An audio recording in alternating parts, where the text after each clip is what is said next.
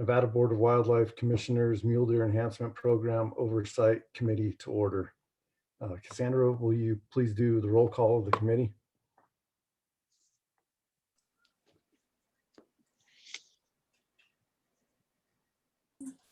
Commissioner Keel, Here. Commissioner Barnes, Here.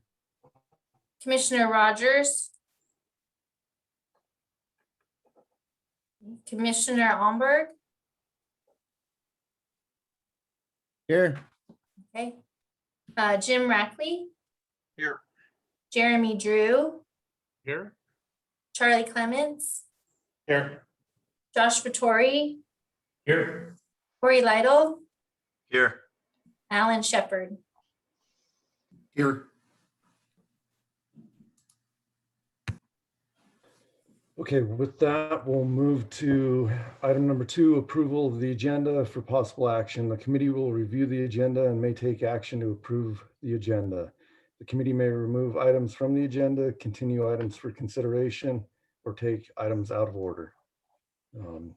Has everybody had a chance to review the agenda? And if so, any comments or concerns? Seeing none from the group, it is an action item. We can take it to public comment. I do see we have a couple of attendees. And it doesn't appear they're raising their hand, so I'll bring it back to the committee.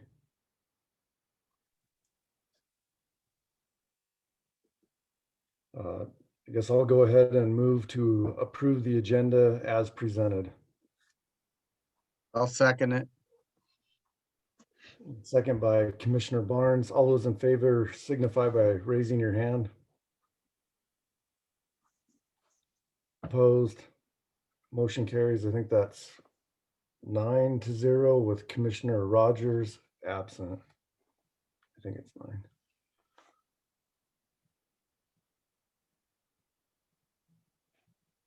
Actually 10. It should be. It passed 10-0 with Commissioner Rogers absent. Moving to item number 2, approval of the minutes from the December 16th, 2020 meeting. Did everybody have a chance to review those? I think so. And any comments or edits that anybody on the committee picked up on? I didn't see any. I think because this is an action item as well, we'll take public comment.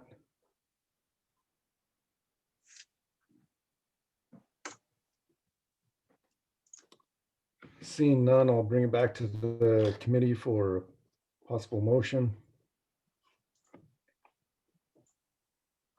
Move to approve. Approve those, Casey.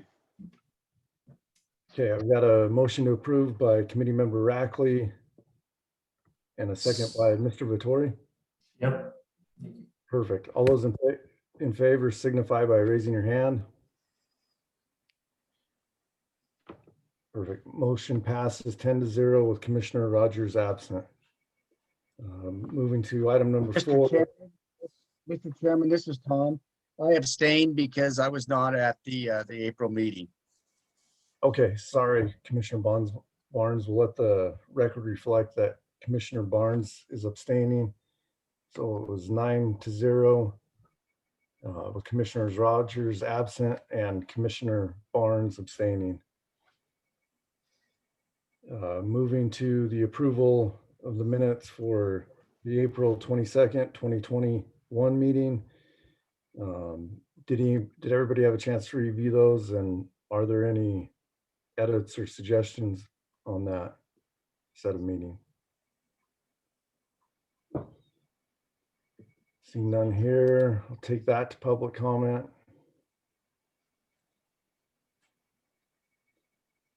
Mr. Chairman, I messed up. This is the meeting I was not in attendance at. I did attend the December one, so. Okay, So I will approve the minutes for December 16th, 2020, but I'm going to abstain from the April 28th, 2021. Okay, I think we're clear there. So I'll bring it back to the committee for a motion.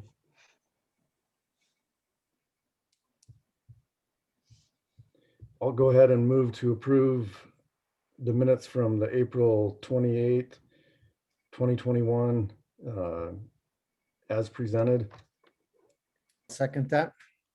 with a second by Commissioner Allenberg. All those in favor signify by raising your hand.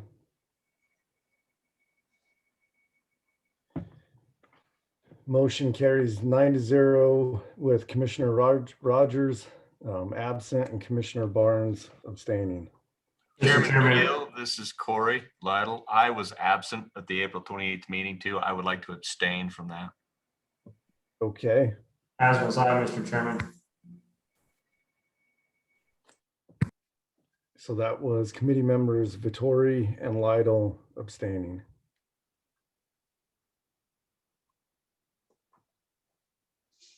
Okay, if we're good, we can move to item number 5. Member announcements and correspondence. Chairman Keel, informational. Committee members may present emergent items. No action may be taken by the committee. Any item requiring committee action may be scheduled on a future committee agenda. The committee will review and may discuss correspondence sent or received by the committee and may provide copies for the exhibit file. Committee members may provide hard copies of their correspondence for the written record. Correspondence sent or received by the department will also be discussed. And I didn't receive any correspondence since the last meeting. I don't know if any of the other committee members have any announcements or correspondence they want to share. Seeing none, Mr. Scott, did the department have anything for this item? Thank you, Chairman Keel. No, I don't. I haven't received any correspondence. Okay, perfect. Well, with that, we can jump to item number 6, Mule Deer Enhancement Program Charter, which is a workshop. Game Administrator Mike Scott for possible action. The committee will review the language of the proposed draft charter, the code of conduct,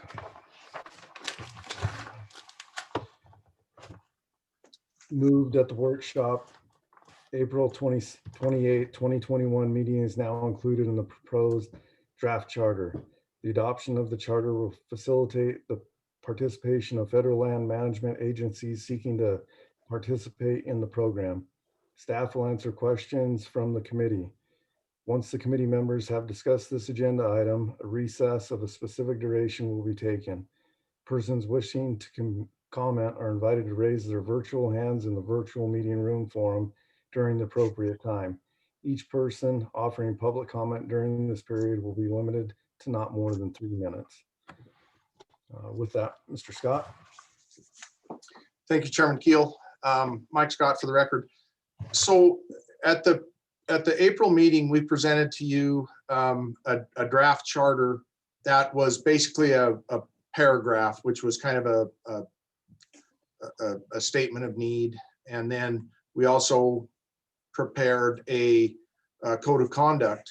And after talking to Alan Shepard, he sent me an example of kind of what they were looking for. And so what we did was we combined the code of conduct, the charter, into a larger document and added some more language to it. And I can share my screen. I don't know if everybody had the opportunity to look at that and if there's any issues or anything, but I can certainly share my screen and we can discuss it. So let me try that.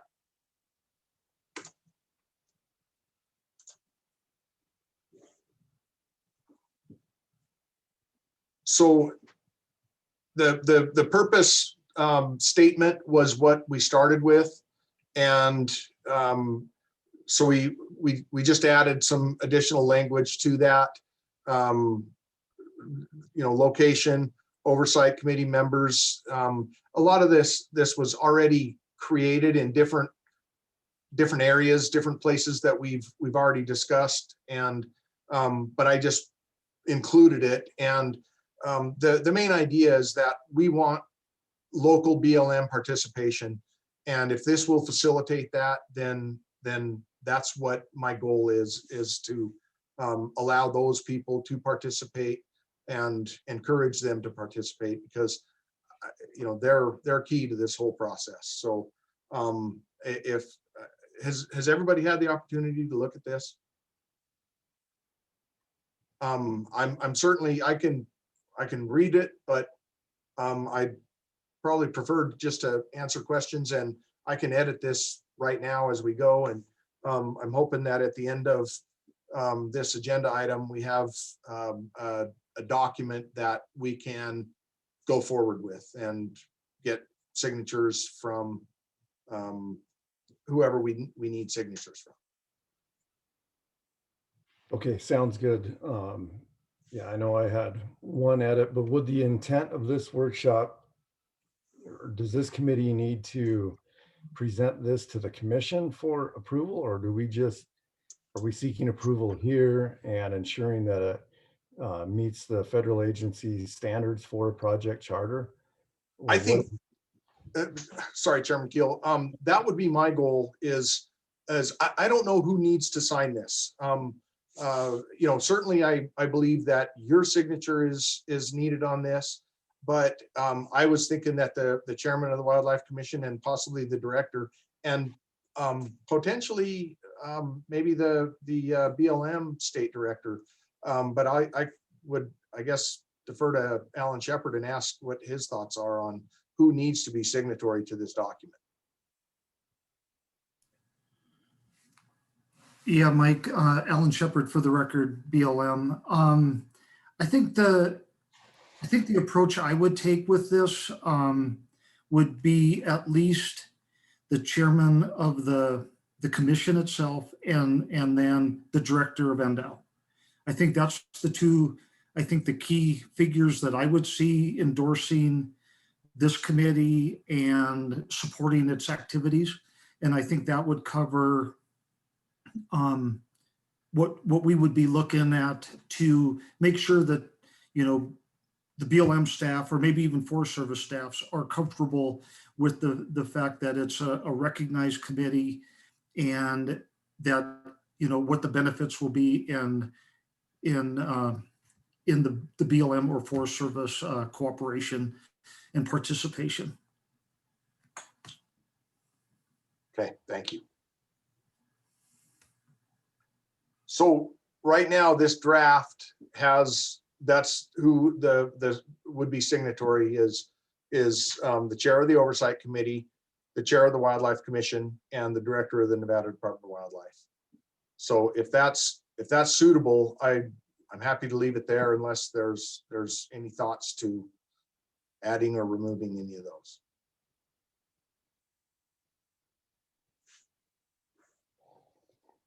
I think from my opinion, that looks good, Mike. I did be the second paragraph, bullet point number 2, this kind of one grammatical changes. It reads, let's see, the 4th line down, bullet point again, number 2, livestock farming and mining, and then another comma, and probably should read and mining, comma, along with, or strike the and prior to the mining.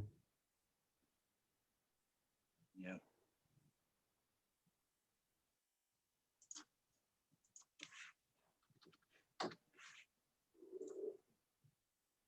How's that? Looks good to me. I don't know if any other committee members had suggested language changes or.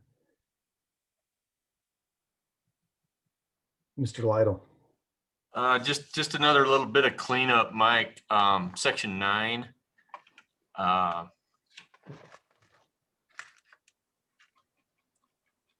There is actually, no, sorry. Section 10 under process, just the department with a prioritized list of projects, maybe a D on prioritized.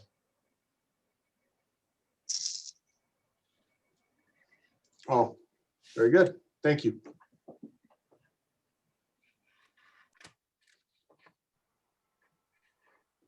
It reads really well. This is Corey Lytle again. It reads really well. It's smooth. I've had a few questions from concerned guys, sportsmen, et cetera. Kind of tried it. They're trying to picture what's going to happen here. And while everybody wants something to happen tomorrow, this sets a good basis. It's clear. It's understandable. I like the way it reads, and it's not 12 pages. It's good.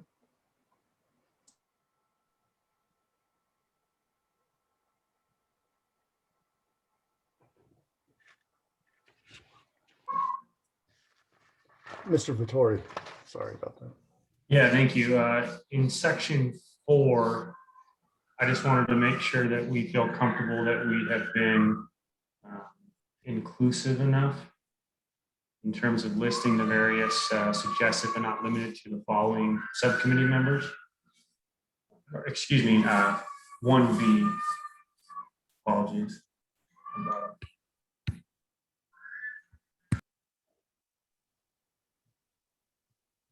Okay, I'm sorry, I'm not following where you're at, Josh. Yeah, section 1V, IV, local area subcommittee members. I just wanted to make sure we didn't need to just scroll down one more page, I think, right there, local area subcommittee members. Just making sure that we are inclusive enough there. For example, local industry representative is pretty broad, especially given that various subcommittees may have multiple industry representatives applicable to some of the limiting factors. So just wanted to open that up for the group's discussion.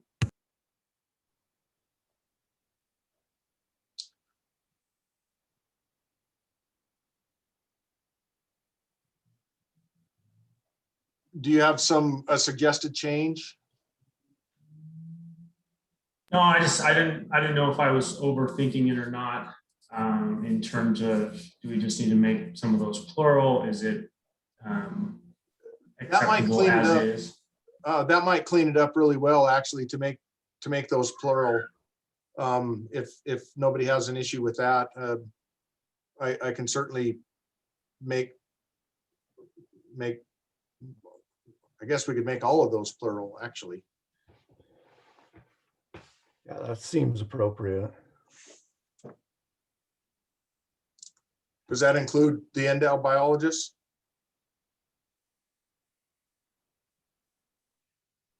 Yeah, not to cut Josh out, but I think so, especially given that we might have multiple biologists working on one team, is my understanding on some of the area teams, but. Yeah, we do here in Humboldt, so I think that's appropriate.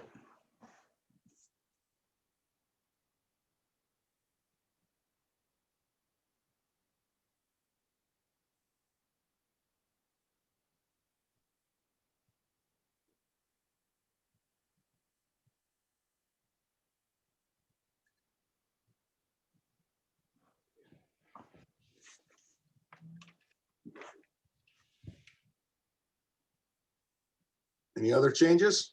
Did you have your hand up, Mr. Shepherd, or? Yeah, I was just thinking for that section that we were just in, I don't think we've talked about it. Is there a kind of a target limit number for the local committees of how many you want on the committee? Or are you going to open it up to anybody who really wants to be part of it? You know, I guess I don't have a preference one way or the other, but sometimes, you know, some committees can get overwhelming by size, where other ones are so small that they don't get anything done. It's left to just one or two people. So I was just curious about that. You know, I think a lot of these teams are different sizes now. Some of them are smaller communities and have like 5 members, and then others are either larger communities or more interest. And the one thing that we sort of need to be careful of is having multiple CAB members on it, because we form a quorum if we have multiple CAB members, and that's why we didn't do it that way. But as far as the number, we were thinking, anywhere from 5 to 10, but if there's, more, I don't have a problem with it. The scores are going to be averaged. So, I want to limit it to some extent, but I don't have any specific number in mind.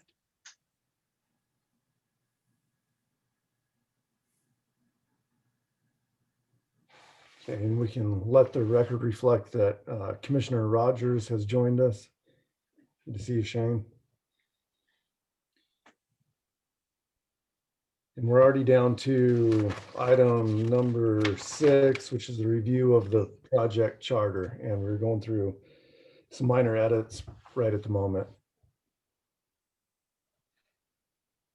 Chairman, Yes, Mr. Drew. just a quick plug to Mike, great job, cleaning this up. I had some recommendations last time. I think you incorporated them all, and then just the merge with the code of conduct. I think this looks really good. The only recommendation I'd have that hasn't been made is on the oversight committee members. So item 3, kind of on bottom of page 1 and into page 2, we may just want to add that additional or replacement members would be appointed by the chair of the commission, just so it's clear to that. But otherwise, great job, Mike.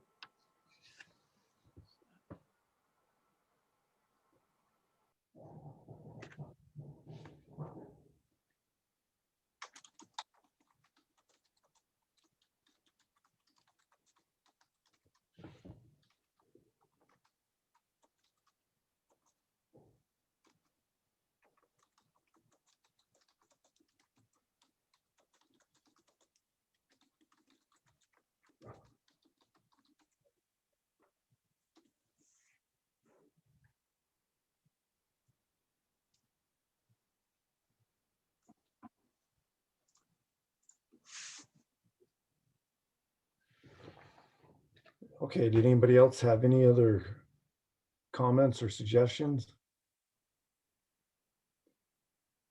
And I guess just for my own clarification, and maybe I'll rely on Mr. Shepherd, but this would meet the obligatory requirements of the federal agencies as a charter.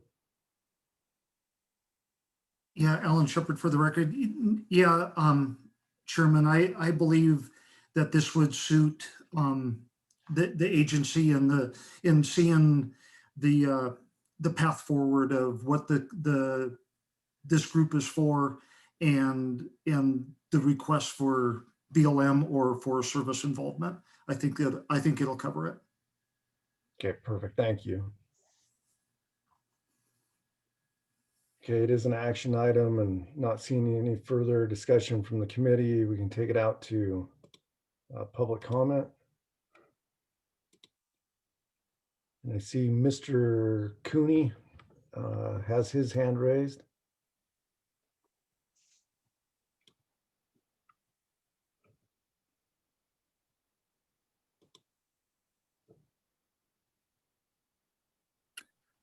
Commissioner Keel, Jim Cooney, Elko. One question as I look down through and listen to this discussion, should we not have either the director or the deputy director, Mr. Shepherd, as a signature on this particular document as well? Yeah, that was a good question. And I think Mr. Shepherd kind of addressed that already, and maybe I'll get him to go over it again. I don't know specifically if we need the BLM representative and the Forest Service representative, or if just by having the Wildlife Commission chair and the director of the department, if that covers it.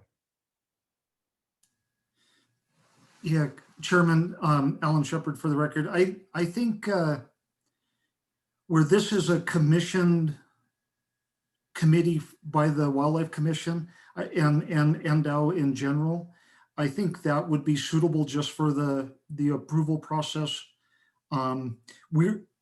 We're being looked at as an advisor to the group, or as a partner in it, versus a somebody proposing,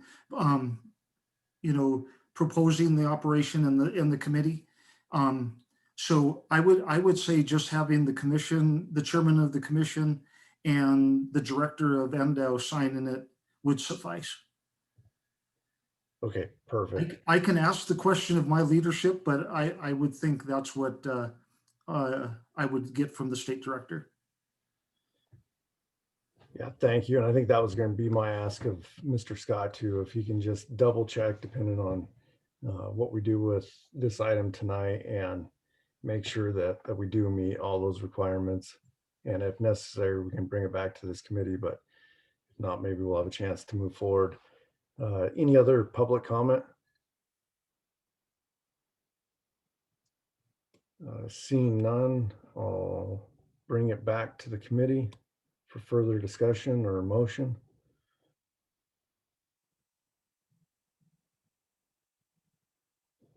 I'll go ahead and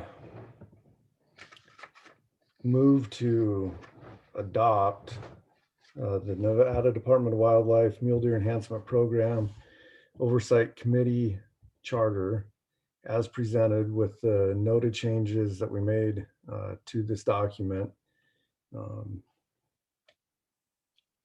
I guess that would be it.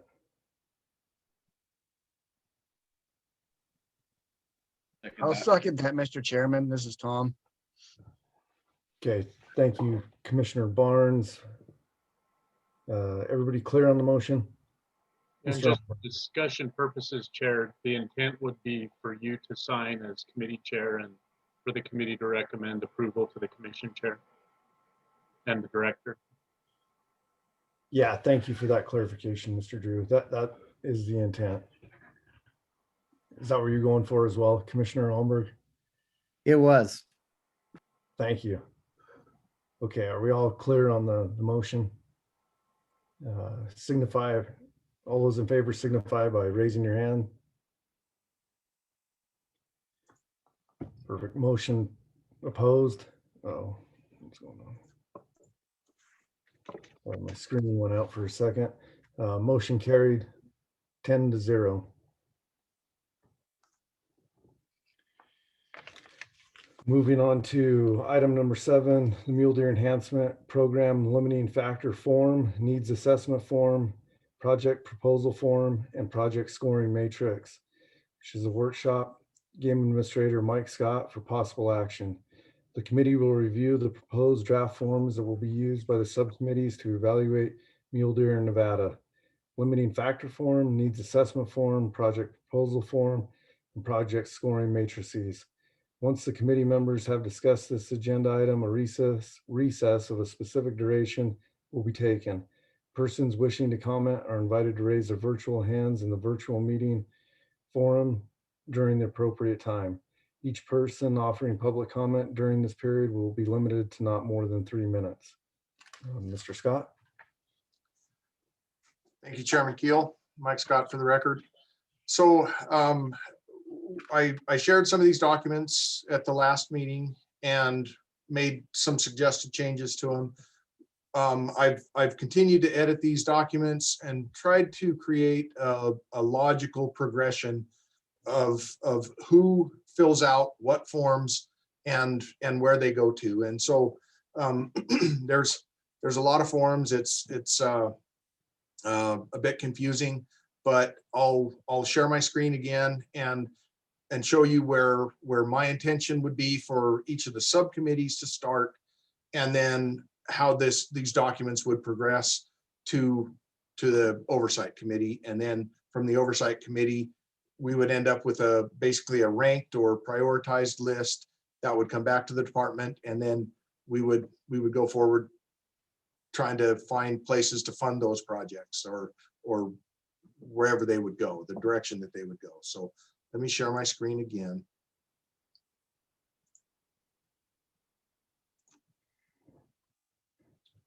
Okay, so this is the limiting factor ranking sheet. I did make some changes to this.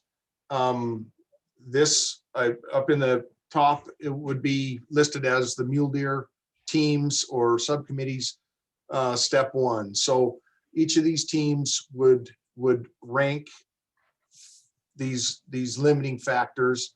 I did make some changes to as suggested from the last one, but there may be, I'm wondering if I should leave a blank space for other in general, that might be something that is not listed on here, and the teams that fill that out could add another section, if you will.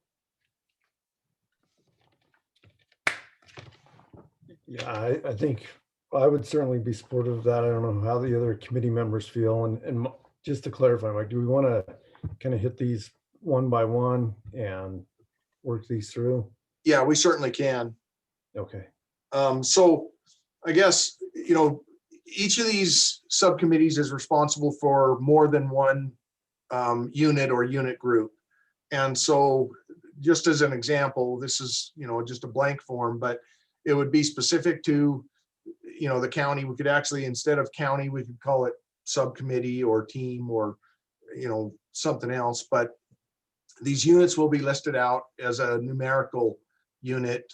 For example, it would be unit 014, for example, and or 011 to 013. However, they're listed in the hunt books and application forms that we use. So that would be how they're listed.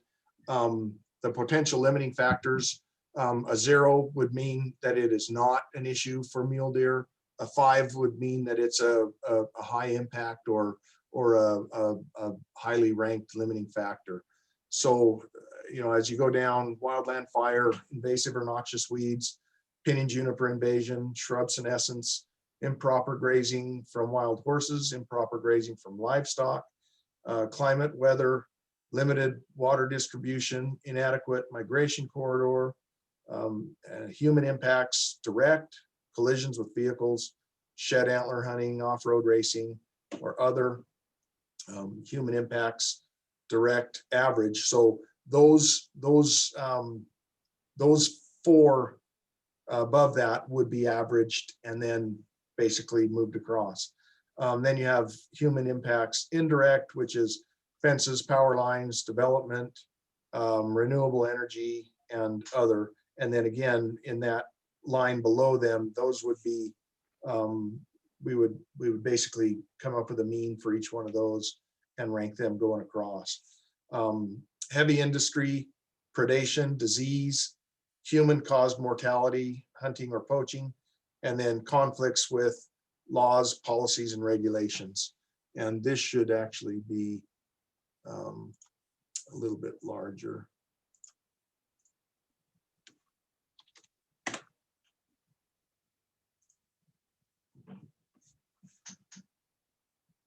So I'm happy to answer any questions on this.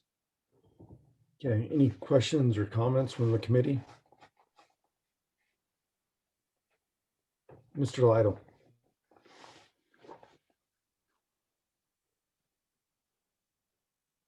I kind of agree with what Mike Scott said right at the first. It might be a good idea. You guys, he has the other column or the other row in those sections. It might not hurt to have just a kind of an open spot in every one of those, just out of the box ideas or off the wall ideas that might be a factor in certain areas.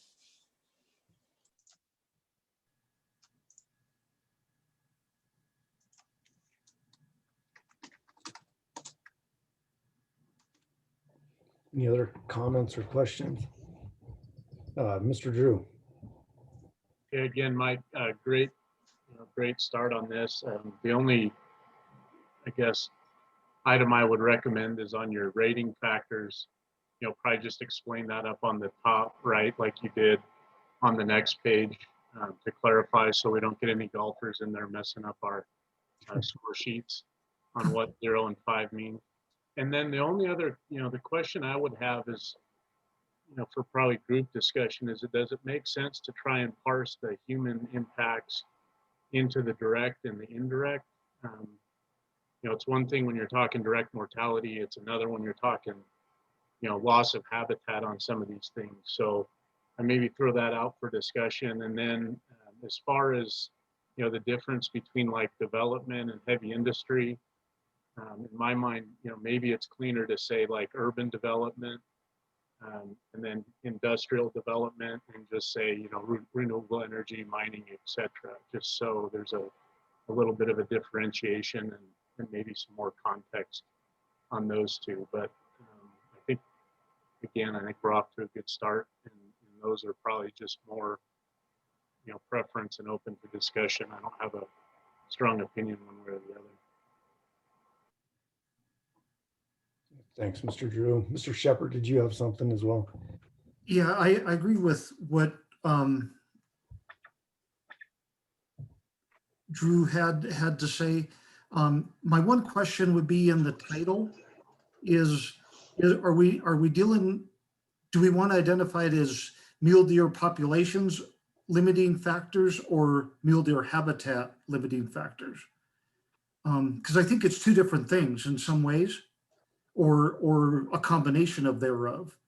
Are we, when we're thinking about filling out this sheet, to me, I'm seeing a lot of this as limiting their habitat versus their number specifically. So it was just a clarification thing when we looked at it the other day. When I looked at them and sent Mike notes, it was one of the things I forgot to finish up on and send to him and ask that particular question.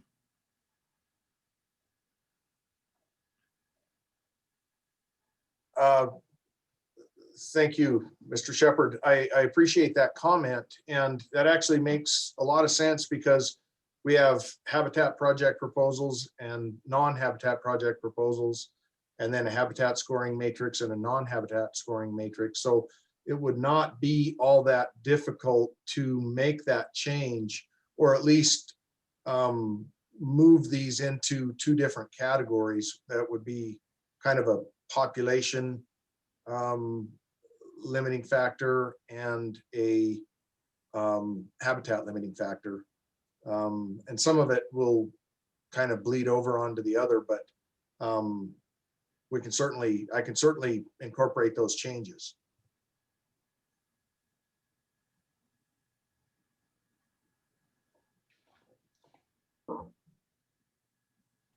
Is that something we want to try to do on the fly, or is there any more discussion on that? It is a bit of a complex issue, and I guess I never thought of it in the same light that Mr. Shepherd had kind of brought up. What are your thoughts, Mr. Scott? Well, I think kind of when you get down to a lot of these are basically habitat related, at least going down to number 14.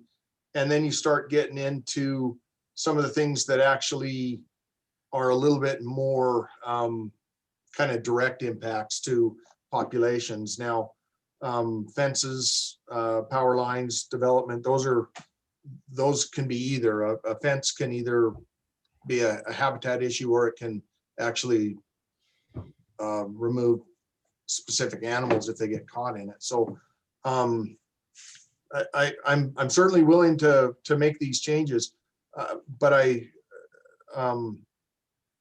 might just be the way it's organized. It's not necessarily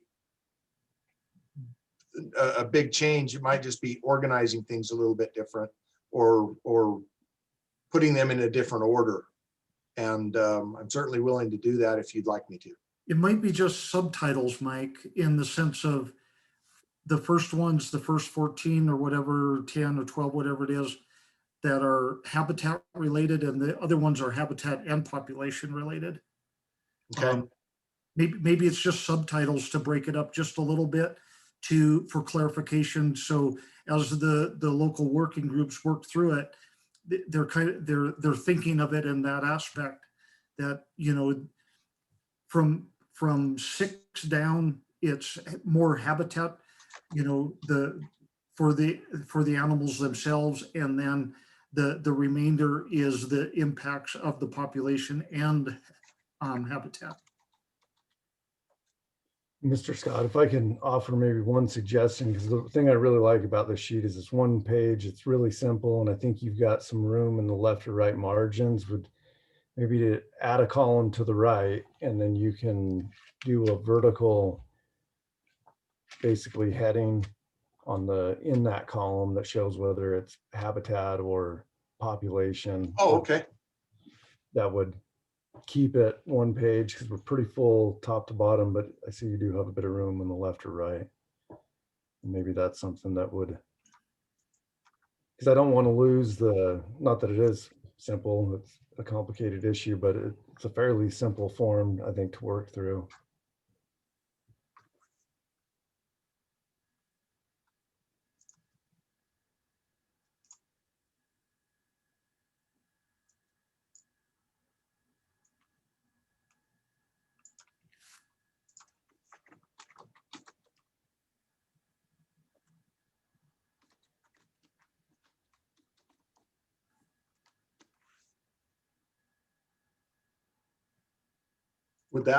Would that work? Yeah, I think that could be fine, or even to the left, even all the way on the outside of the column, but to the far left, you'd have to insert a column before A. And then you can, use And then just move this column over? yep.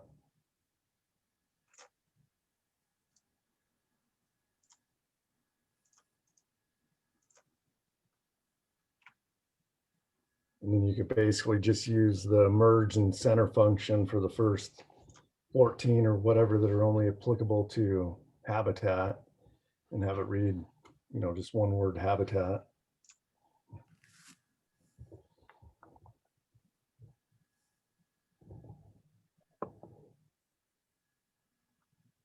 Okay, I think I see what you mean.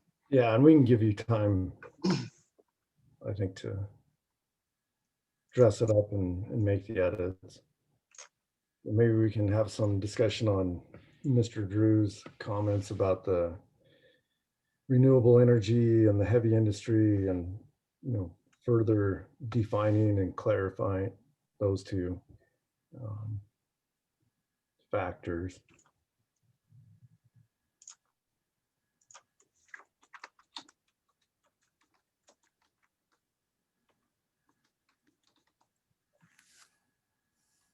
Maybe you can go over that one more time with us, committee member Drew.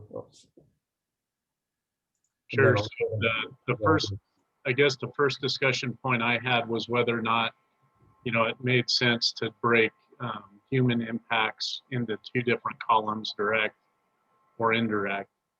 And then my suggested clarification on the development pieces were maybe to have development, line 24, maybe read urban, urban development.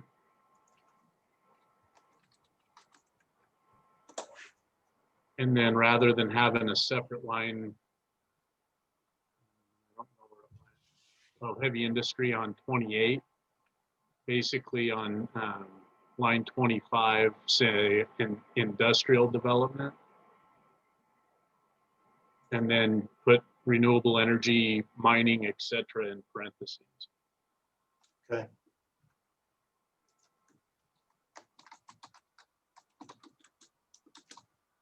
Yeah, Commissioner Almberg, do you have some comments?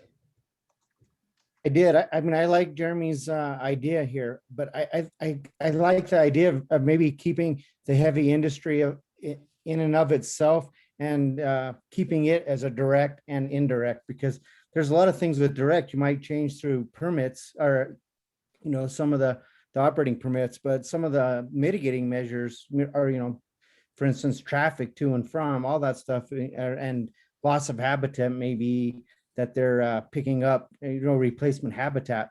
So there's different mitigation measures. So I do like the idea of having them separate, both the direct causes and indirect. Yeah, excellent point.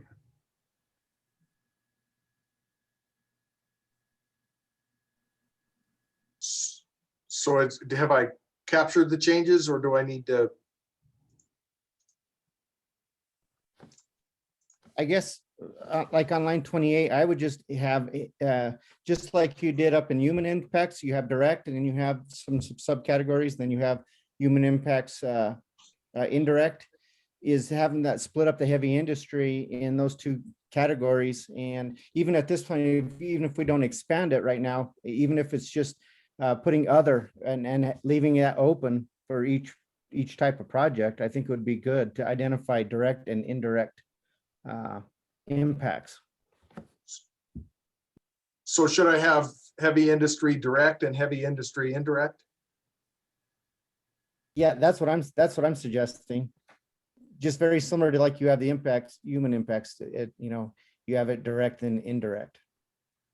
And you see, I was almost going the other way where we just say human impacts direct and indirect and have the whole list. But Mike, I guess my question to you is, from a scoring standpoint, was there a reason you were trying to break out the direct from the indirect?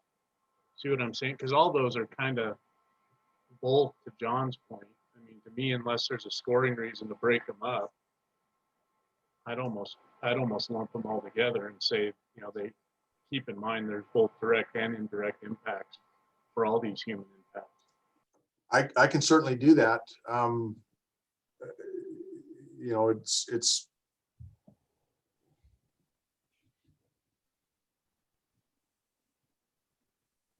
Mr. Lytle, did you have a comment? Yeah, thanks, Chairman Keel. I'm thinking along the lines of Jeremy's comment, and I kind of think it might lead. Does it lead us to the end potential project, or does it? We're looking at those types of things, and maybe it's leading more towards what the proposed project would be, or the expenditure or the process by which we hit on the project end of it versus on this end of it. That's kind of where I was saying. Maybe I didn't explain that well, but those types of things, whether they're indirect or direct, might mean the difference between a project that may work in one area versus, something that's not identified in another area. And maybe I'm 2 pages ahead of us, but that's kind of the way I saw that. Okay. Commissioner Rogers, did you have something?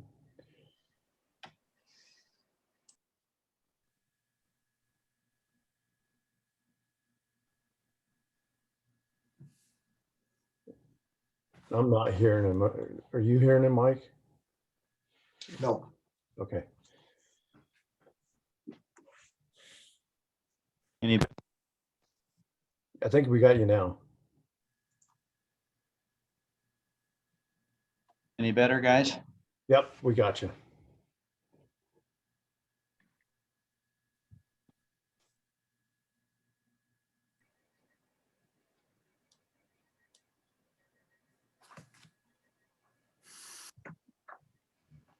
Nope.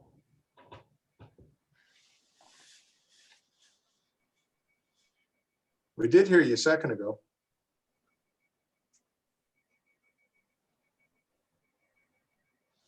This is Corey Lytle again. I have one more comment while Mr. Rogers is getting his stuff fixed.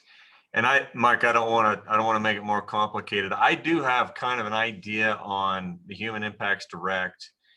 One line I think we probably ought to add, and I think it deals, I don't want to have off-road racing in its own little category and try to, I guess I don't want to categorize the off-road racing, folks. I almost want to add another category that just deals with off-roading in general, heritage tourism, or the family outings with the side-by-sides and the ATVs and everything. I don't know how to categorize that, but down here we've seen a pretty large increase in that amount of traffic, tourism type traffic, weekend type traffic. That's not racing traffic. It's not necessarily. There you go. Perfect. That's what I like. So I'm wondering if I can just eliminate these 3 lines and just have human impacts direct and indirect. And then we can come up with a mean for those if we want to, or we can list those out separately. Yeah, I've seen a lot of head nodding.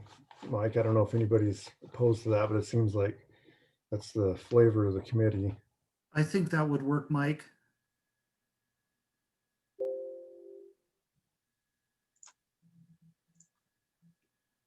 The, Mike, the other thing I was thinking, wouldn't human caused mortality, hunting and poaching be up under direct human impacts? Mhm. Yeah, I'll move that.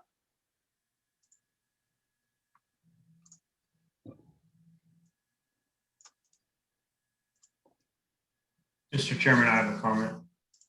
Yeah, go ahead, Vittori. Sorry. Thank you. Yeah, no problem. And it's for Mike. Mike, I was wondering, and I can give you a minute to finish what you're doing if you like.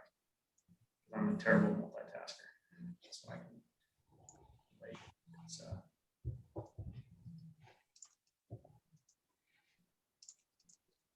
Go ahead, Member Thank you. Vittori.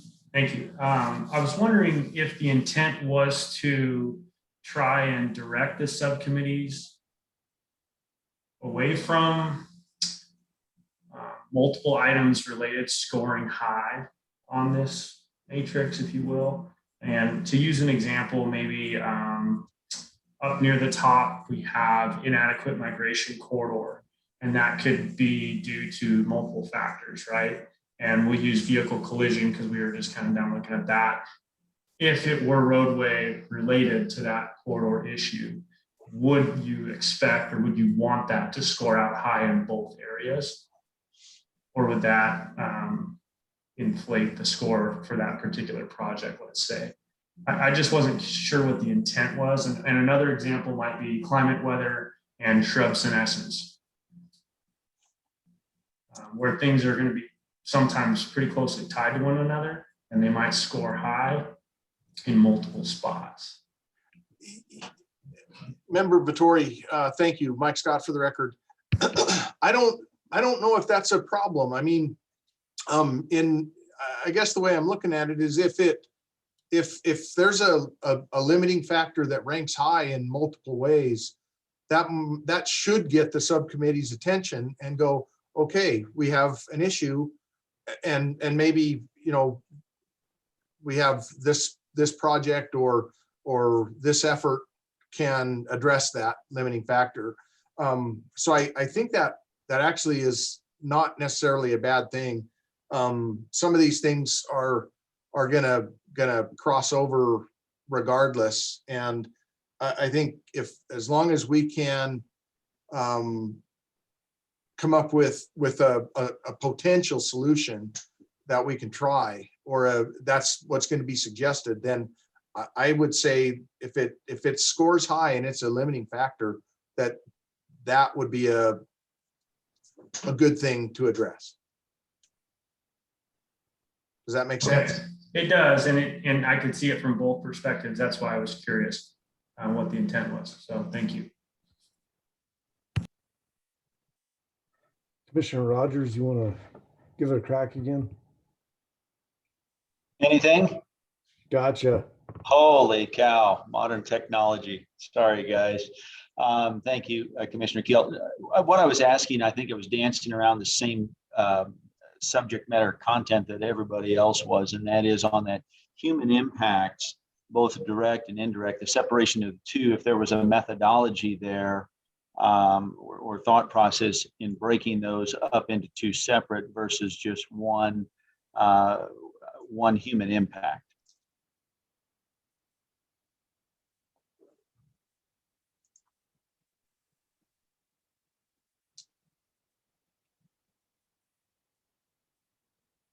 I'm sorry, can you repeat that for me, Mr. Rogers? Yep. So in the original form, we had the human impacts, both direct, and then human impacts indirect. And I was just curious if there was a methodology or thought process in breaking those two up versus having, I think Mr. Drew brought the suggestion of having just human impacts and everything listed.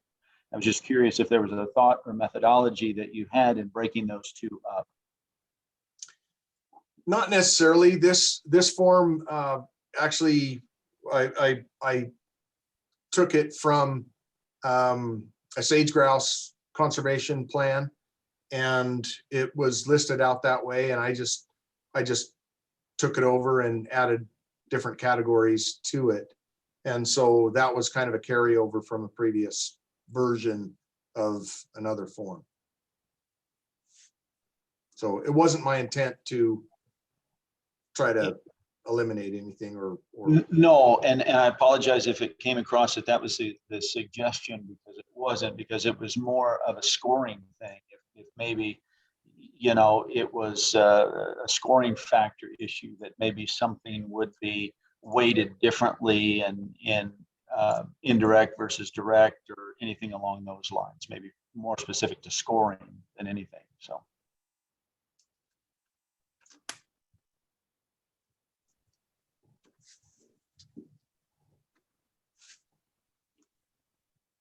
Any other comments from the committee?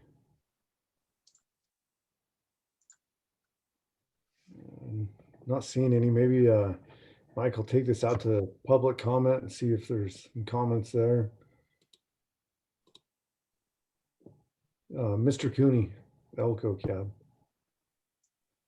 Thank you, Commissioner Keel, Jim Cooney, Elko. I want to thank Corey for bringing up the off-road vehicle use. I think that it was too limited with the off-road racing. I've had a number of sportsmen bring up the fact about four-wheelers and side-by-sides out there that could have a direct negative impact. So thank you for bringing those on. The rest of this looks pretty good. I think that as a person scores down through it, the items that really need attention are going to float to the top. So thank you. Thank you.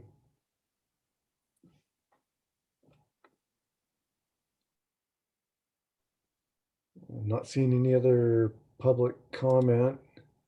So I think we can move to the next form, Mr. Scott, if you're ready to do so. Thank you, Chairman Keel. The only thing that I probably, if I can make one more change here, should I move heavy industry up into the human impacts direct?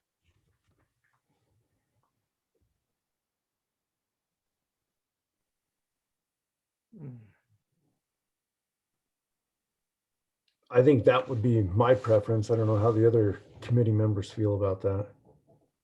Committee member Rackley, I agree, Mike. It should probably belong up there with urban development, renewable energy.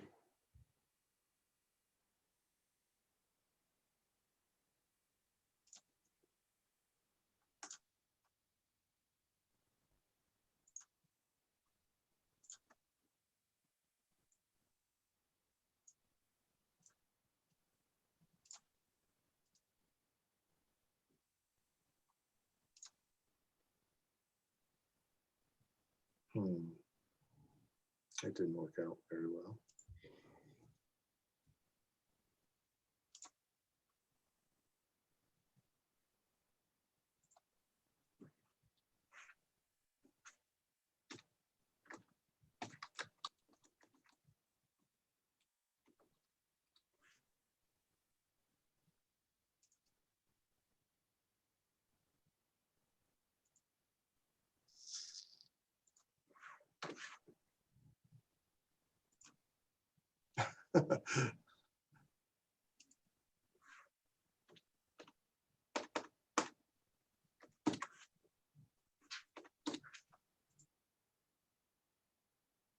All right, well, I'll fix that. I'm having trouble with this right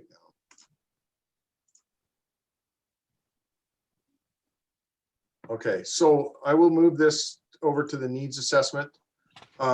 Again, just wanted another process where each of these teams would look at what ranked out as the highest limiting factors. And then they would potentially have a recipe for addressing those limiting factors. And at the last meeting, the meeting in April, you know, as you go down this, you have wildfire and invasives, conifer invasion, lack of diversity, lack of connectivity, predation, wildlife health and disease, data gaps, and other.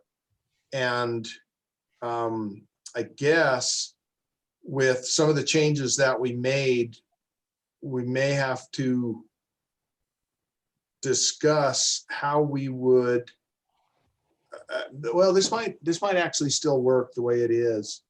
But we do have the other section that we could use to address any of the heavy industry or off-road vehicle, you know, some of those suggested changes that we made.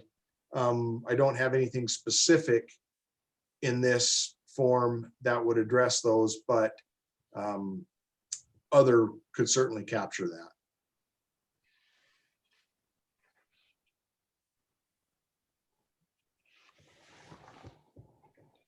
Yeah, I think that other category makes sense to me. Any comments on that, or any other comments or suggestions from the committee on the needs assessment form? Chairman, if I may. Sure, Mr. Drew.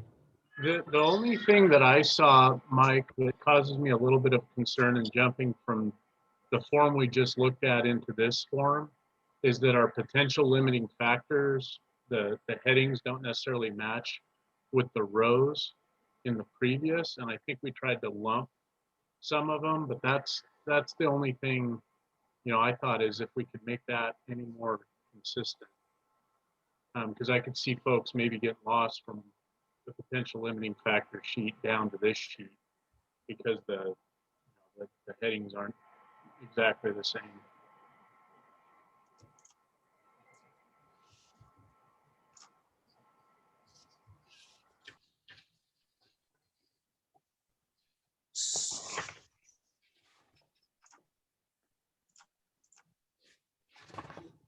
So I mean,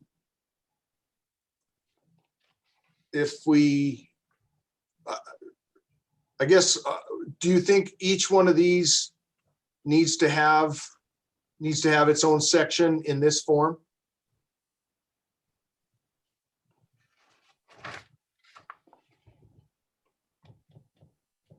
I hate going there, but potentially.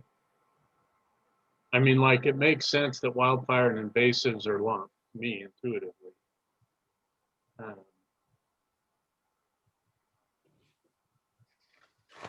Then you kind of get into the lack of diversity. You know, is that linked to shrub senescence? And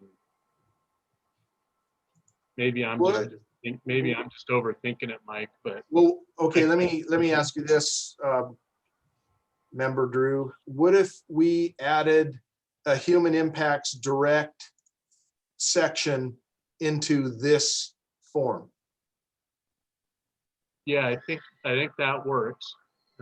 You know, and I don't think you even have to necessarily list the strategies. I think you'd leave it to the committee if they have a strategy on that. And then the other one that I don't know that I saw, you know, we talk about improper grazing, horses and livestock bull. You know, I don't know if we want something on the assessment form for that.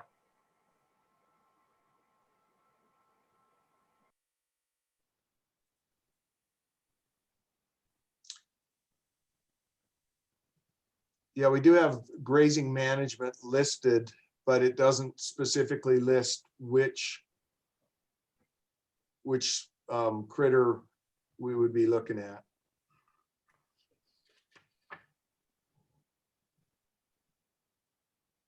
Yeah, and I guess that's kind of my point, Mike. See how it kind of gets lumped in on that conifer invasion piece. Yeah, well, we have grazing management in a couple different sections. In fact, we have it in several different sections. Right. Yeah, there's no easy way to make them completely consistent, I don't think.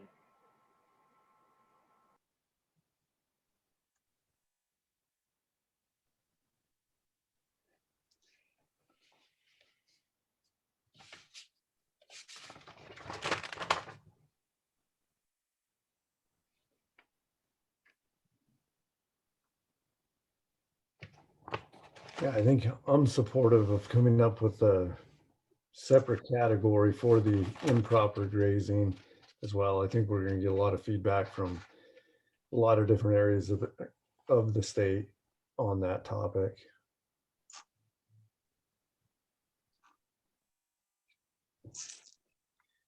Anybody else on the committee?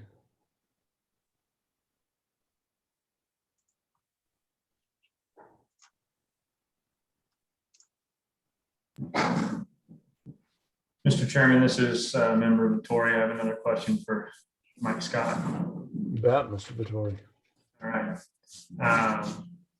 In terms of that section data gaps, it looks like that's a lot more centric around obviously getting more information. But I was wondering, because I saw some data gathering items listed as strategy under management actions, and I wasn't sure if they were necessarily management actions in a few cases, and if all the data collection should live in the data gaps section. And I can provide an example if you'd like one.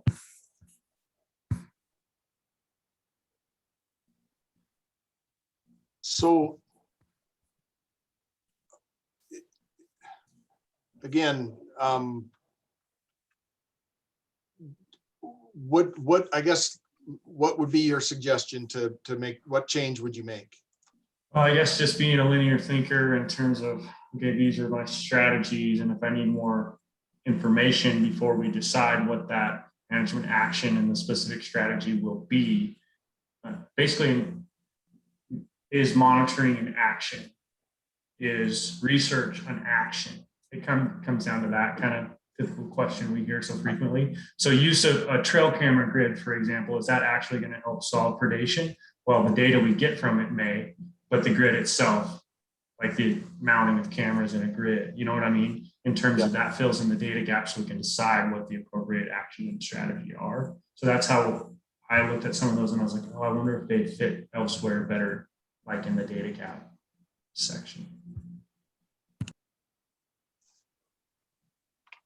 Okay, well, they certainly could be in both.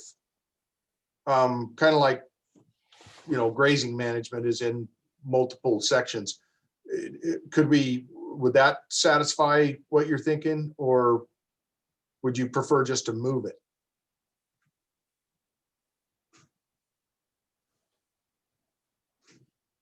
I mean, other members are welcome to speak up on this. Maybe I'm just overthinking this again, but I was just having a hard time understanding the difference between an actual action and collecting information to later make an action. That's all, just what we're calling things.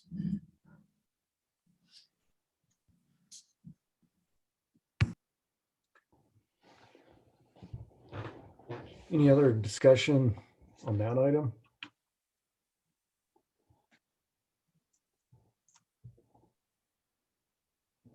Seeing none.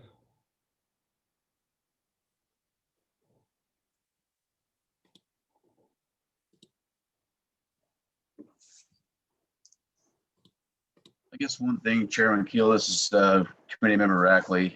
We've talked, not to go backward on Josh's subject, but we've talked about adding grazing in here. We considering putting grazing in as its own section in column A and removing it from column C, or just leaving it where it's at. I mean, I think it'll work either way, but what everybody else thinks. Yeah, my own personal preference, I tend to agree. I think it works fine. I am a little bit concerned about the inclusiveness of just grazing management and specifying, you know, what species of animal do we think is affecting certain areas or not. That'll probably likely get sorted out, I think, as we get to project proposals, but Right. I agree. I think it'll get worked out in the first section, yeah, but I'm not going to fall on my sword for it here in the second section. yeah.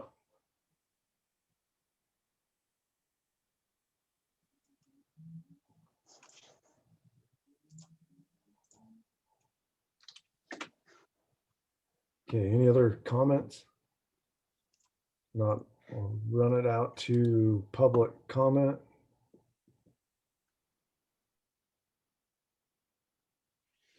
I'm not seeing any on the needs assessment form.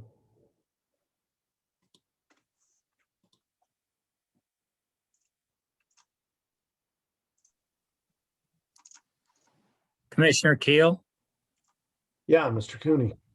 Jim Cooney, Elko again. I think as far as that grazing, I agree with the discussion that's taken place so far. But I really do think that on this particular sheet, we need to distinguish between livestock grazing and wild horse grazing. I think that's a critical point that we need to be looking at. Thank you. Thank you.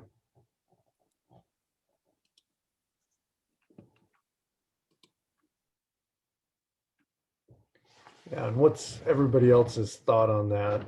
You know, like I say, I think my preference would be to just have those split out and know what the flavor of the committee is.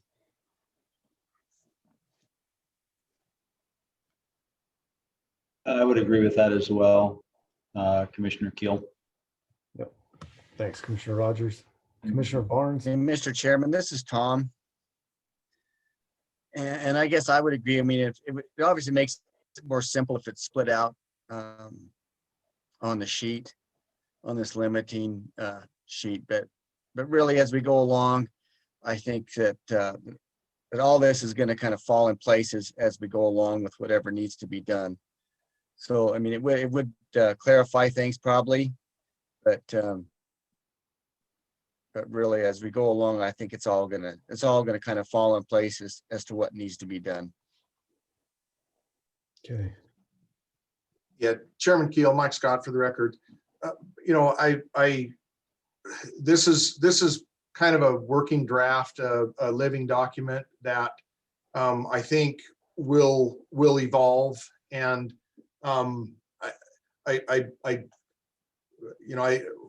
what I don't want to do is have to come back, you know, in another couple of weeks with another version of this. I think that if we can agree that it's adequate or suitable for this year, and then make changes as we go, I think these teams, what I want to do is provide these documents to these teams and let them break them. Let them find the flaws in them and see if we can work those out as we go forward. You know, we're still trying to start, you know, kind of this trickle flow gush idea where we're going to start with, you know, slowly and make our mistakes this year and try to go forward. And then hopefully this will build momentum as we go. And I think these forms are going to evolve and change, and there's things that we aren't thinking of that are missing, or there's things that don't need to be on there. And so, you know, if we can agree that it's adequate, then I would say excellent. And if there's fatal flaws, let's change them now. But I would really like to you know, have a basically a final version tonight. So it's up to you, but I'm hopeful that we can agree that we have an adequate document and not a perfect document. Yeah, no, that's a great point. I do recognize that we need to get these out if we're expecting the teams to get back to us by August to start getting, you know, things in the pipeline. So yeah, great point. And I do think it's adequate.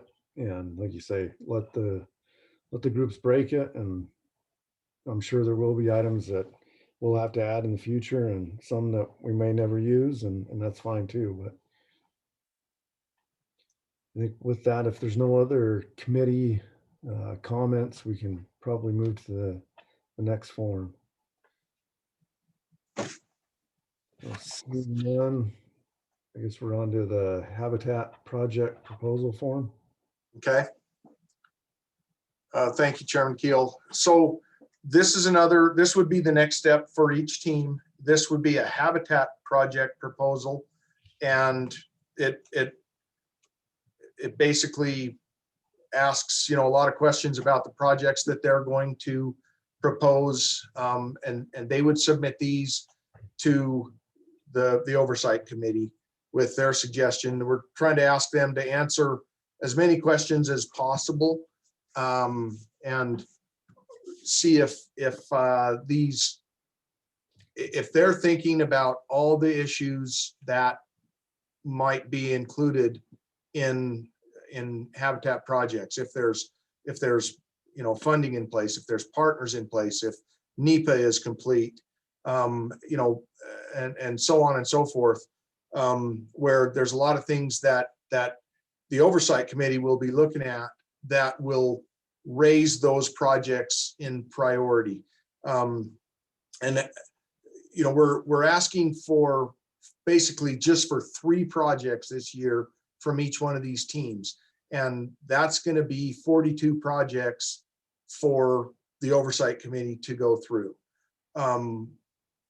That's 3 projects that I'm hoping are basically, some of them are obviously going to be shovel ready and some of them might be years out.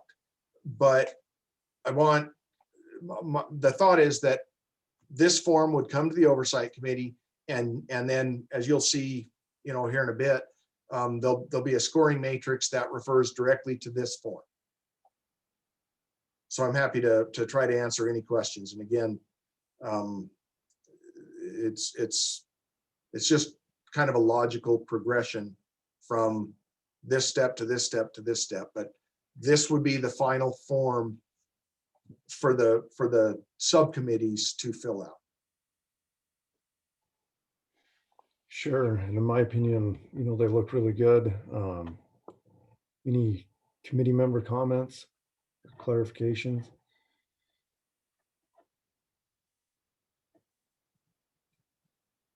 Not seeing any, and yeah, I get the feeling that these are adequate, at least for getting out to the group. So, Mr. Chairman, I have one item. Sure. Yep. Thank you. On row 10, which is item number 7, NEPA status, in that blank box on the very far right in column F10, should that also have an option for NA, for example, if a project is on private property and it's just not needed? Great point. I'm happy to make that change if that's at your pleasure. Yeah, I think that would be appropriate, so we know that, not having any being none is very different than we don't need to worry about it, or one of the other status options.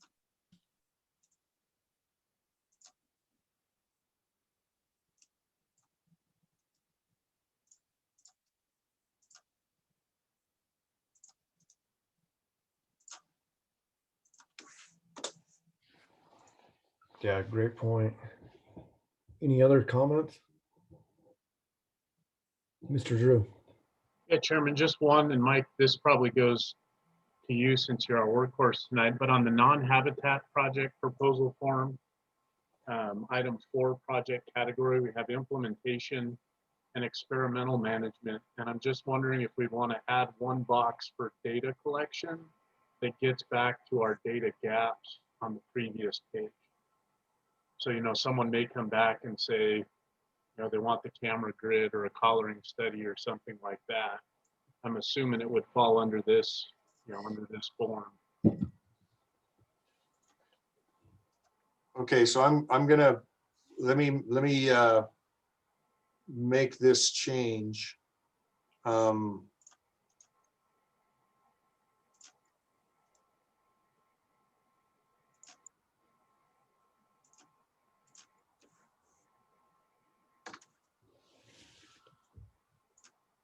You never thought your word processing skills would be put to the test in public forum.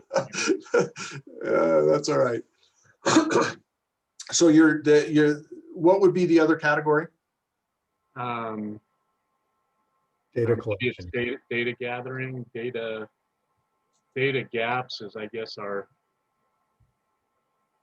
how we couched it above. Yeah, maybe it's just data gathering. Data gathering.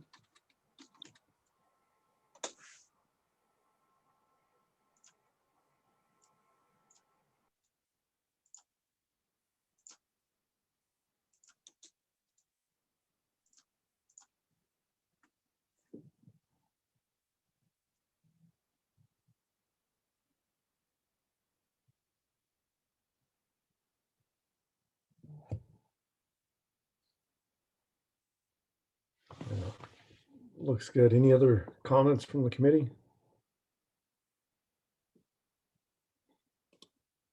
Seeing none, I'll run it out to public comment.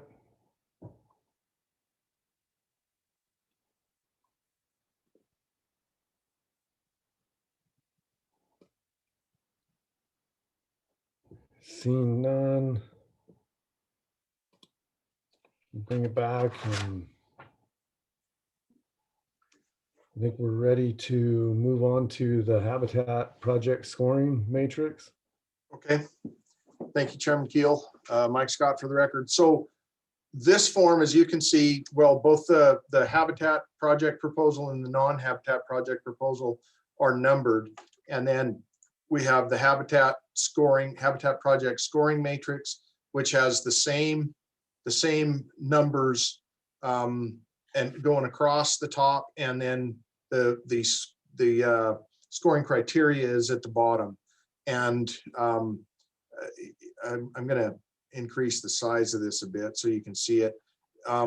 This is completely arbitrary. I don't know if I mean, you guys are welcome to make changes to any of the scores. Like I said, this was, I was just, a lot of this document came from other documents that we just kind of morphed it into our own version. And you know, it's certainly capable. I'm certainly willing to listen to any changes that you might suggest. But you have the Habitat scoring matrix, which refers to the Habitat Project proposal, and the non-Habitat scoring matrix, which refers to the non-Habitat Project proposal. Right, and I see in ours, one is called a sheet and one's a matrix. I think we just need to make that verbiage consistent one way or the other, matrix or sheet. But how are we intended to use these? Like, are we going to do similar to what the teams do and each committee member fill these out and then we aggregate the scores?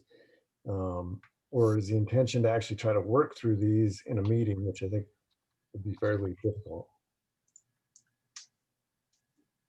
My thought is that you guys would take those basically 42 project proposals and run them through. Now, in each of these forms, there's only 3 lines, but there could be half and half. So there could be, you know, 21, or there could be 42 project proposals for habitat related projects, or there could be 42 non-habitat. So I would say that's where all of your collective expertise is going to come in. And you know, there may be projects that are suggested. Just for example, somebody may want to seed sagebrush over I don't know, a cheatgrass monoculture. And you know, I would expect that our rangeland scientist, Charlie Clements, would say, that's not going to work. You know, and so what that immediately does is in that meeting, the priority would drop way down, because it's just not gonna work. And so I guess that's kind of the thought, and that's an extreme example, but the thought it would be that you guys would rank all of those project proposals and go through them. You know, each one is going to have 16 things that you're going to be looking at, and you're going to put a score down for each one of those, and then you would end up with a total score at the end. And then the number one, the highest scoring would be basically your number one project priority. And then extending down to whatever the lowest priority would be. Okay. Okay.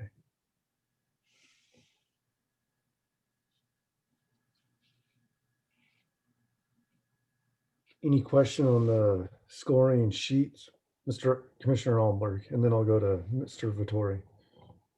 Yeah, I had a comment on the habitat project scoring matrix, and in both in the description of the land and in the scoring criteria on the land status. If we need to make a distinction, or if it would be beneficial to make a distinction in two types of private land, we just have one. I think, at least my personal view is, I view private land with conservation easements differently than I do private land with non-conservation easements. So I don't know what other people think about that, but some of the incentive to do a conservation easement is it's forever there for wildlife, and investing in that land that's going to be there forever is a different, at least for me, and it is for a private that don't have necessarily any obligations into the future. Great point. Mr. Committee Member Vittori.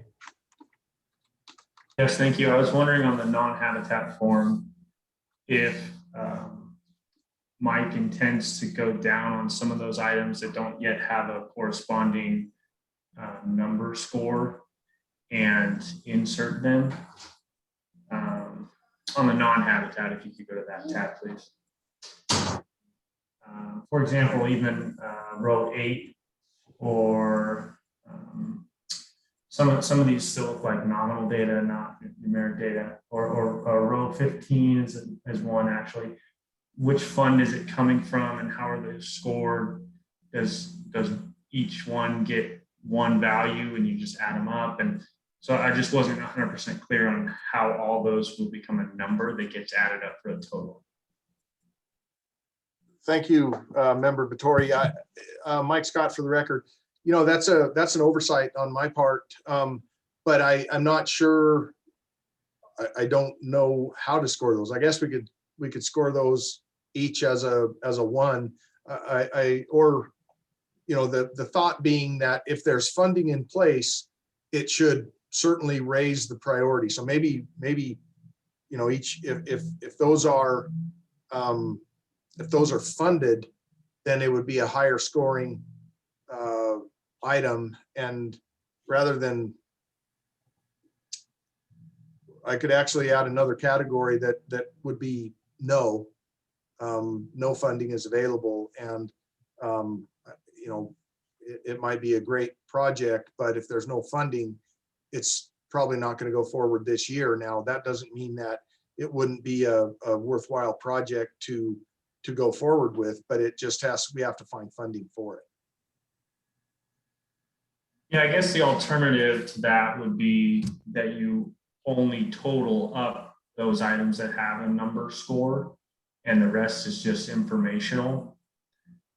It just gets harder to do that kind of quantitative assessment of 42 projects or 21 or however the split ends up being on an annual basis.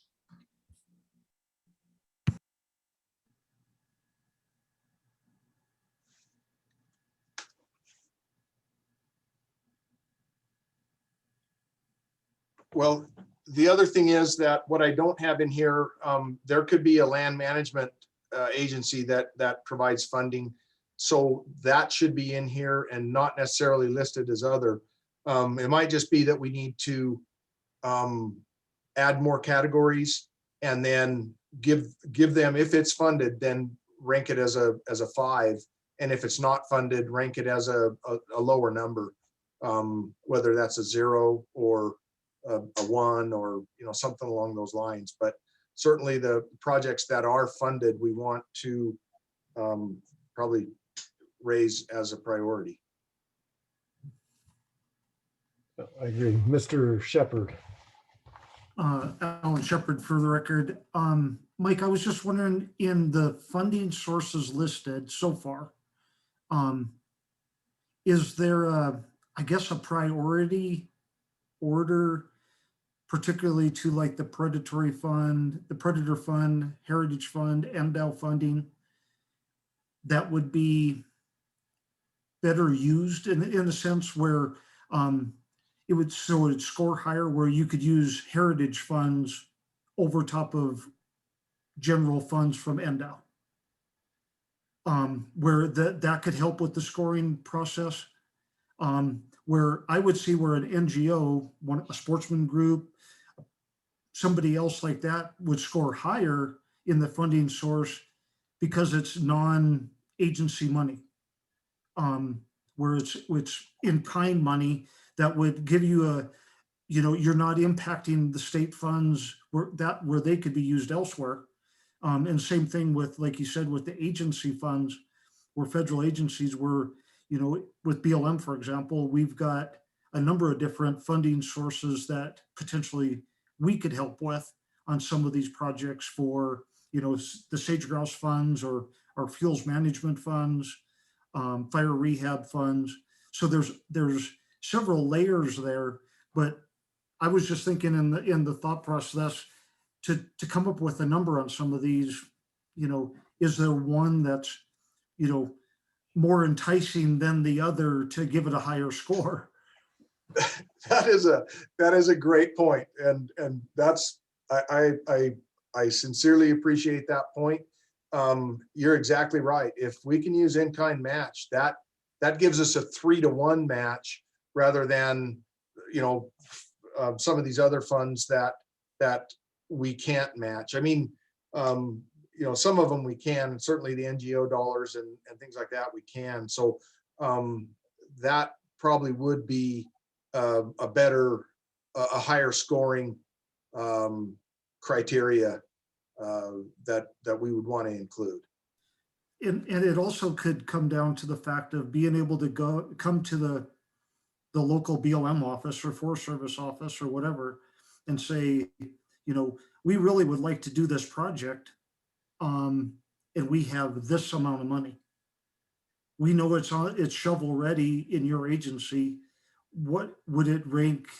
Would it improve its ranking in implementation if we were able to supply, X amount of dollars towards seed or labor or in-kind service, things like that? It's always a beneficial thing to have, a partner come forward and say, hey, I've got 25K towards this project, if it's available, type of thing. Absolutely. That's a great point. And I had overlooked that, but that is spot on. So we don't have that in the other matrix, but that needs to probably be added and probably make some changes to this one. And I would feel more comfortable. I know I don't think Alan Janae is available, but I can get together with Cody Schroeder and Alan Janae. These forms, these two matrices, they can be changed at a later date. The subcommittees don't need these forms. The oversight committee needs these forms, and so I can make these changes, and maybe at the next meeting, you could approve those, because that's probably going to be a fairly substantial change in my mind anyway, unless you want to go through it right now and try to revise these. No, I think I like the idea of kind of breaking these out, and we can take separate motions for each set of forms, the one for this committee and the ones for the teams. Chairman Keel, I have one more related item. Sure, committee member. Sorry to interrupt. One item, Mike, we may also want to consider, and perhaps you've done this, but we probably need to be careful in looking at the overall scores of each type between habitat and non-habitat. so that the maximum available is related. I would just hate to have the maximum available in one category outweigh the other, and unfortunately always have to lean towards non-habitat or habitat just because there were 90 points available and they got 75, and there's only 60 points available in the other category and they got 45, you know? Does that make sense, that comment? Yeah, It'd be Member tough Tory. with waiting. Mike Scott, for the record, that's another great point. I think that the way that it should list out is that, well, I'm going to defer to the Oversight Committee. Honestly, I think that's going to be part of the decisions that you make, where you might have a habitat project that scores very high, but you might make the decision that a non-habitat project might actually be more worthwhile to do. And you know, we would just take that from you and route it to the place that that's supposed to go. It might naturally happen, but I'm not sure. But that's a very good point.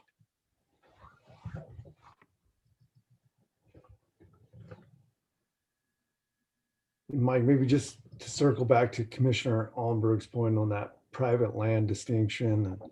I do think it is important to break that out. There's probably other types of private land other than the easements that would give a higher priority or consideration for us, like if they're enrolled in the sagebrush, credit system program. That's essentially a locked-in type of long-term commitment for wildlife as well that I would think would rank higher. There's probably others out there that I'm not thinking of at the moment. Maybe some of the other committee members have some thoughts around that as well. But yeah, I don't want to lose sight on that particular item. Thanks, Chairman Keel.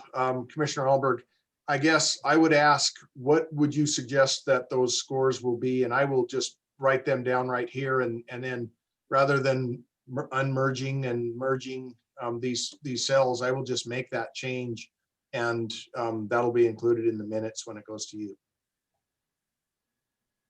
Well, for me personally, a private property, for instance, some of these, private ownerships are already properties that were bought as a mitigating measure for wildlife. And so, investing in those private lands, even though they're privately owned, they are privately owned for the benefit of wildlife. And for me, separating them from public land is no different at all. I mean, that land is just as valuable as public land at that point in time. So I really think, again, there's different types of easements, but depending on the easement, I would give it the same weight as public lands if it's full-fledged, in the protection of wildlife and necessary for the wildlife.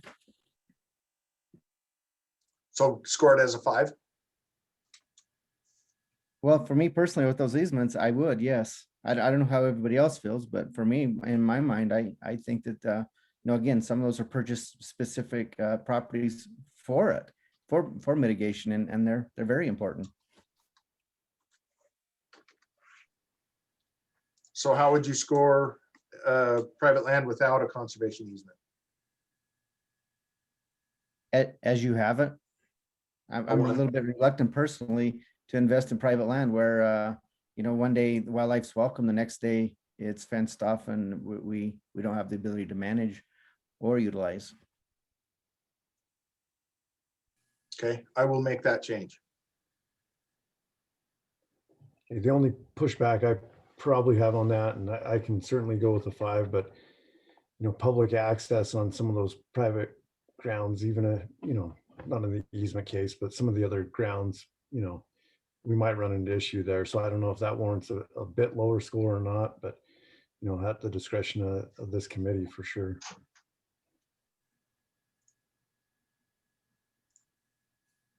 Committee member Drew. Yeah, I mean, great discussion.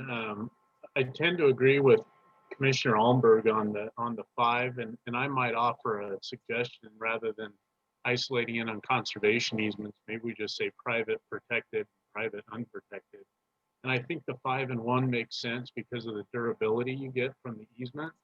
You know, you do something on BLM or Forest Service, you know, you have the risk of another project going in there in the next however many years. So to your point, Chairman, I think the access part gets taken care of by number 13, where you have the access for public hunting. So Yeah.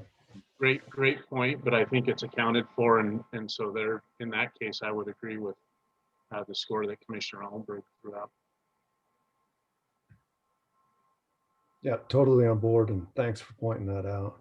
Commissioner Barnes.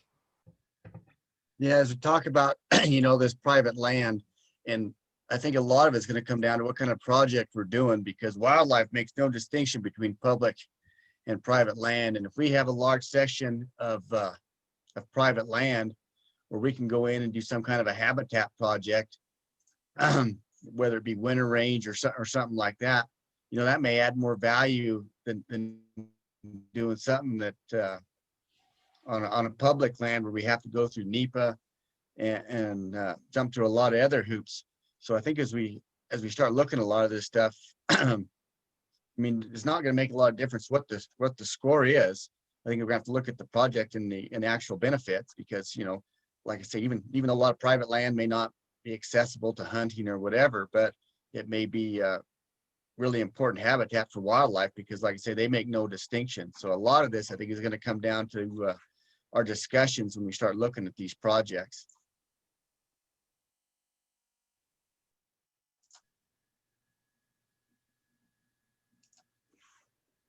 Chairman, just one other point, Mr. Barnes's comment. Line number 7, NEPA status. We had talked earlier about adding an NA, I think, in the scoring category. So I think we should give completed or not applicable a score of 5. Only to Tom's point, you know, if you got a good Yeah. project in private land and don't need NEPA, to me, that's as good as having it completed. Yep.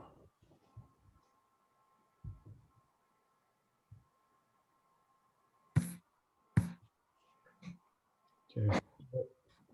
Any other comments by the committee? I have one more item, Commissioner. Sure. One thing as we go to fine tune this, and I really like Mike's idea of just kind of continuing to work on these and bringing them back for the next meeting, since they're not as time sensitive as the other forms. Back to like using the conservation credit system for sage grouse as an example, there are actually some concerns I have with their restrictions on additionality.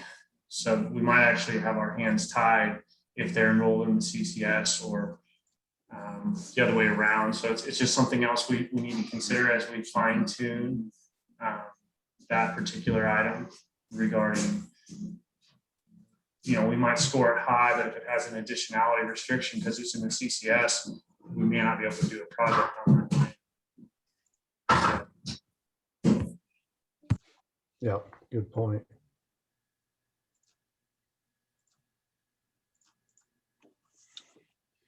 Okay, any other? Chairman, I saw Charlie Clements raise his hand a bit ago. I was just wondering if he had something to add. No, Jeremy took it right out of my mouth.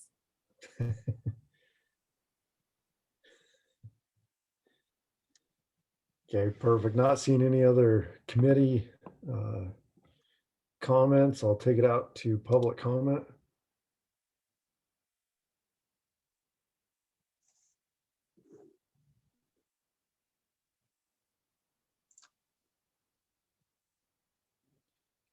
Okay, and seeing none, I'll bring it back to the committee for further discussion or a motion.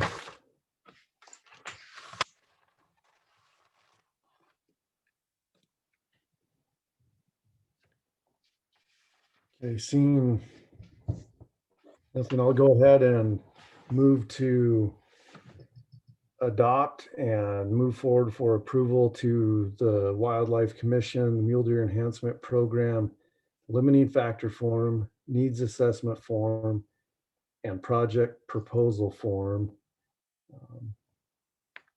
as presented with the noted changes that we've made in here.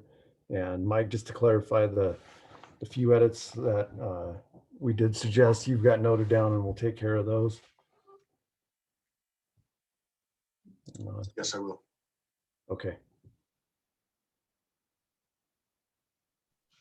I'll second it. This is Tom. With a second by Commissioner Barnes. All those in favor signify by raising your hand. Opposed, motion carries 10-0.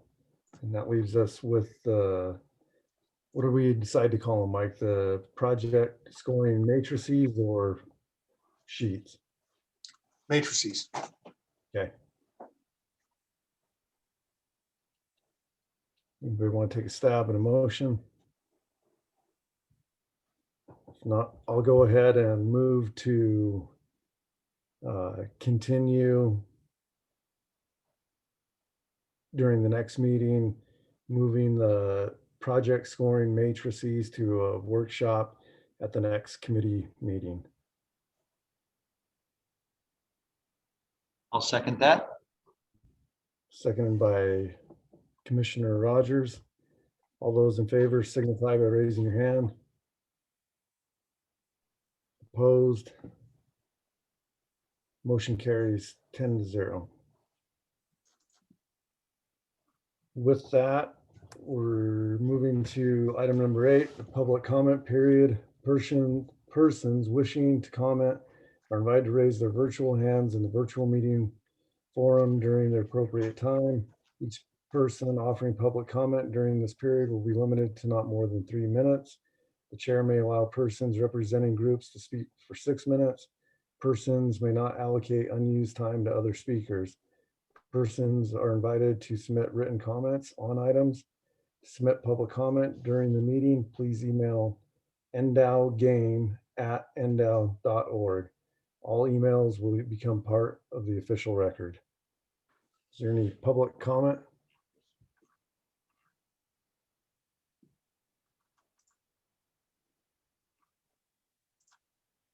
Seeing none, we'll go ahead and adjourn the meeting, and thank you to all the committee members and Mike Scott and the rest of the staff. Thank you. Thank you very much. Have a good evening. Thanks, everybody. Take care.